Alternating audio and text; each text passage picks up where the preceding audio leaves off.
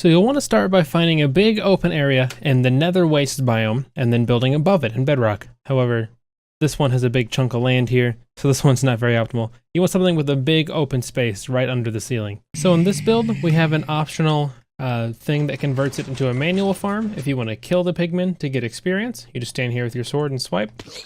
And we also have an optional sorting system that sorts out rotten flesh and golden swords and gets rid of them. It only keeps gold ingots and gold nuggets, although you only get gold ingots if you slay them manually. And then also there's an optional big glass platform that increases the spawn rates a lot, but it's not necessary, and we'll get to that. So you're going to need this many magma blocks. That's quite a lot. And then the glass is optional. You can also use slabs or something. But what's more important is that this is the required stuff up here. These blocks, etc. These trapdoors, it can be anything. It doesn't have to be warped. That's just what I used. These blocks can be anything, of course. And the turtle eggs are really easy to get. I'll tell you how to get those later on in the video. The sorting system requires all of this stuff. Although if you're using bedrock instead of Java, you don't need the target and you'll need 1 extra repeater, 2 extra dust. And then for the thing that switches between auto and manual, you will need this if you do it. But if you don't, instead of 13 furnaces, use 13 more glass. And again, all glass in this is completely optional. You can use any block.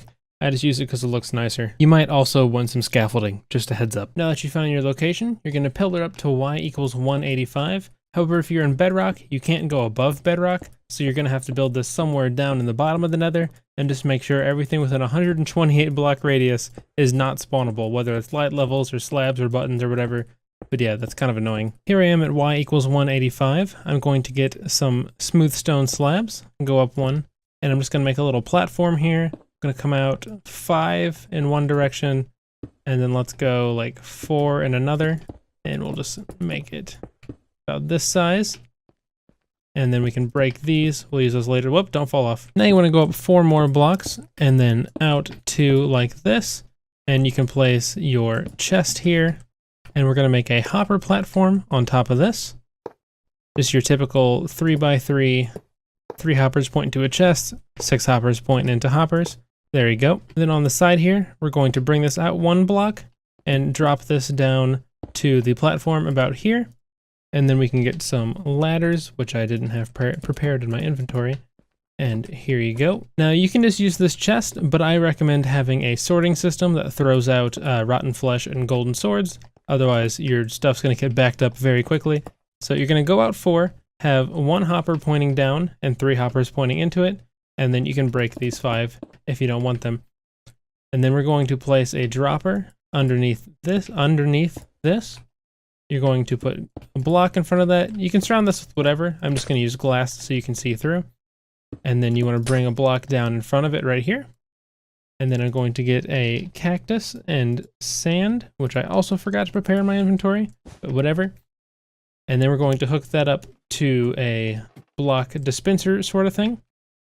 So underneath this right here, you're going to bring this out in this way. I'm going to have a comparator point out of it. Point into a repeater, point it into this, and here you go. So you see if I were to put a stack of smooth stone in there, it'll spit it out into the cactus. However, this only works on Java, of course, you know, bedrock's awful.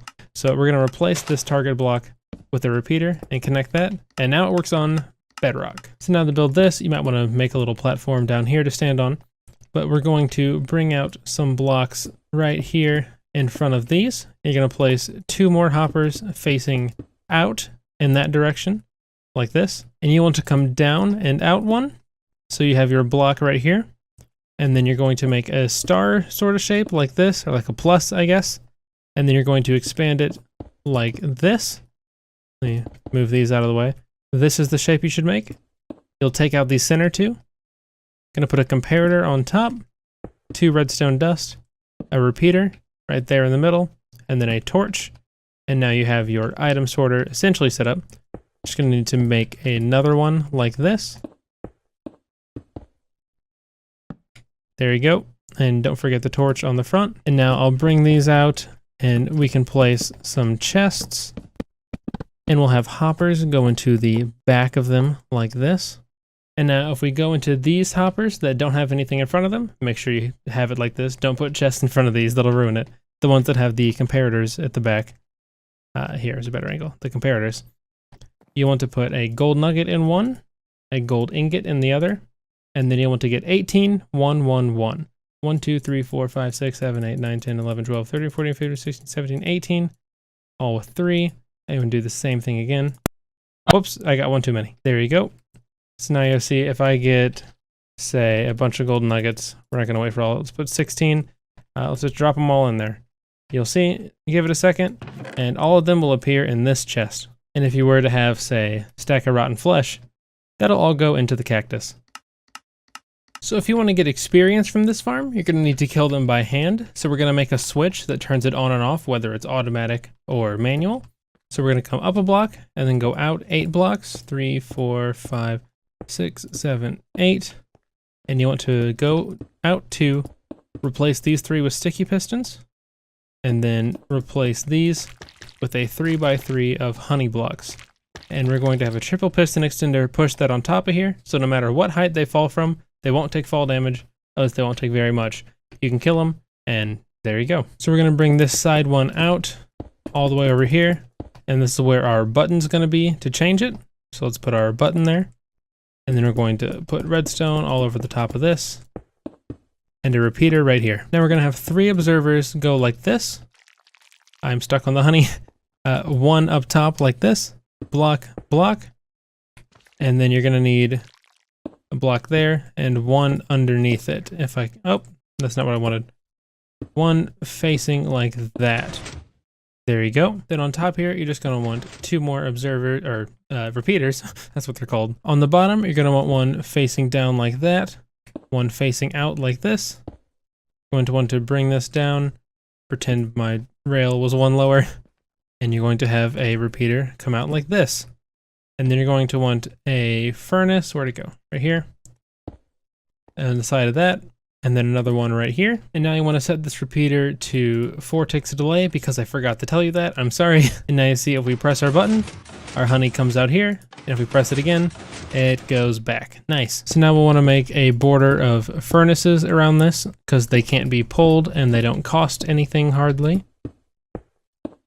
So once again, press our button, goes in, press it again, and it goes out. Also put some on top of the honey. By the way, if at any point you get stuck on the honey blocks, if you just crouch to the edge, you can jump fine. So there you go. So now you want to put a glass block on top of all of these furnaces to make this the same height, and then a slab here. And what this does is, well, first of all, you can stand here, which doesn't really matter. But then when you press the button, you have a good area to hit things. But we're going to get rid of that for now. Although you might actually want to put a slime block or something here for right now, just because it'll be a lot easier to get down later. But for now, we're just going to stack this all the way up to y equals 214, which is 24 blocks above the hoppers, so that the mobs fall at least 24 blocks. And now once you're here, you want to put a layer of magma blocks on top. Excuse the test one in the background there. And on each side, you want this to be 8 blocks long. So we're at 4, 5, 6, 7, 8.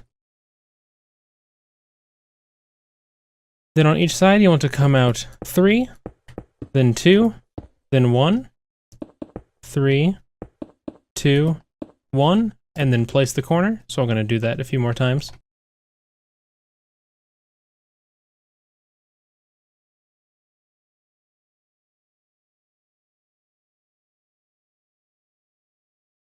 And then, of course, fill it in. And now you want to come out into the middle block right here, and you're going to place a solid block, and then I'm going to get something temporary like dirt. We're going to go up 3, then 1, 3, 1, 3, 1. And you're going to stop at y equals 228, just because that's what works out best. And then you want to come up 1 more with dirt. So let's drop down here a little bit. You can just do that. And then put some scaffolding up there. Get to about the same height. You'll want it on both sides. Now you want to cover this entire thing in trapdoors. So I'm just going to go like this.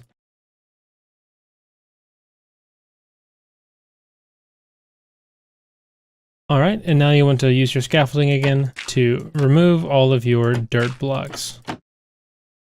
And now on top of each one of these blocks remaining, you want to place turtle eggs.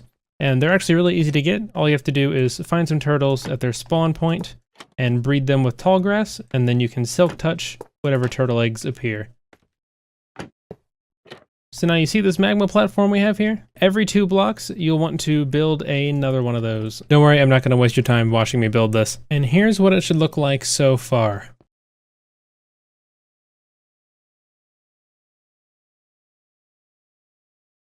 So now we need to make sure ghasts can't spawn on top of this. So every so often, let's do 2 gap, 3 gap like that. That's fine.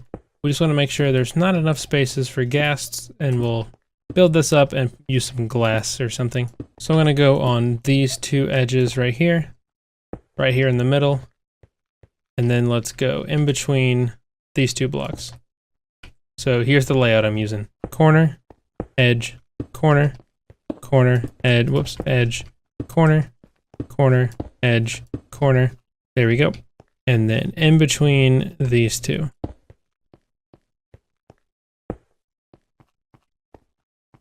All right, nice. Now we're going to stack all these up by 1. Don't fall, or you have to subscribe to the channel.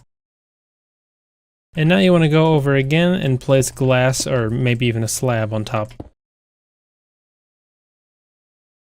And now you want to break all of these blocks you placed. So now you want to come out 11 blocks on each side. I'm using glass because it looks nice, but you can use slabs. And you want to make a giant square around this entire thing. Although I'm not going to make you waste all your time watching me do that, so I'm just going to use roll edit. So once you're finished, it should look like this. And you're going to want to break any glass that's touching your magma blocks. What this glass does is it really helps your pack spawning rates go up, so you'll get a lot more piglins for your farm. And if you're confused about what that means, I have a video on learning the spawning algorithm so that you can make your own farms and understand stuff. And I'd recommend watching that. But for now, we're going to get on top of this again, right here. And we're going to go all the way to the build limit. All right, and then I'm just going to replace this with glass, but again, you can use slabs or whatever, and then break them all. Don't forget to place slabs on top of here so things can't spawn. And of course, if you want to prevent lag, you can put chests or composters or something on top of all of your exposed hoppers. Oh, I also had the very small chance of a ghast spawning right there. Slab on that.